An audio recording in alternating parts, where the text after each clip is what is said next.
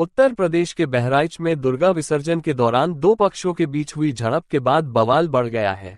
इस घटना में मारे गए रामगोपाल मिश्रा की मौत के बाद सोमवार को जबरदस्त हिंसा और आगजनी हुई, जिसके बाद से पूरे इलाके तनाव है। हालात को देखते हुए इंटरनेट सेवा को भी बंद कर दिया गया है। वहीं इस बीच अब सवाल उठने लगा है कि क्या बहराइच में जो हिंसा हो रही है वो संयोग है या प्रयोग। बहराइच में ये हिंसा ऐसे वक्त में हुई है जब राज्य में 10 विधानसभा सीटों पर उपचुनाव की तैयारियां चल रही हैं। माना जा रहा है कि भारत निर्वाचन आयोग जल्द ही तारीखों का ऐलान कर सकता है। ऐसे में दो समुदायों के बीच जिस तरह इस घटना ने बड़ा रूप ले लिया है, उसे लेकर कई तरह के सवाल है कि प्रदेश में जो मजहबी तनाव दिखाई दे रहा है उसके पीछे वजह उपचुनाव तो नहीं है। बहराइच की घटना को लेकर जमकर सियासत देखने को मिल रही है। बीजेपी प्रवक्ता सुधांशु त्रिवेदी ने भी इसे पिछले 4 महीनों में किसी की ताकत बढ़ने से जोड़ा है। बीजेपी नेता ने कहा है कि बहराइच की घटना को लेकर सीएम योगी ने सख्त आदेश दिए हैं, उपद्रवियों से सख्ती से निपटा जाएगा। वहीं उन्होंने हिंसा पर सवाल उठाते हुए कहा कि भारत को कमजोर करने की साजिश की जा रही है।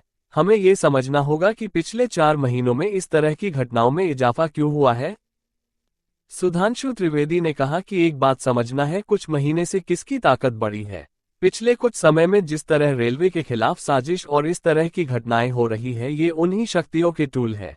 देश की जनता को सोचना चाहिए कि पिछले 4 महीने में इस तरह की घटना क्यों बढ़ी है, किसकी ताकत बढ़ी है। इन सभी घटनाओं को एक साथ देखना होगा। वहीं समाजवादी पार्टी ने भी इसे उपचुनाव से जोड़ा है।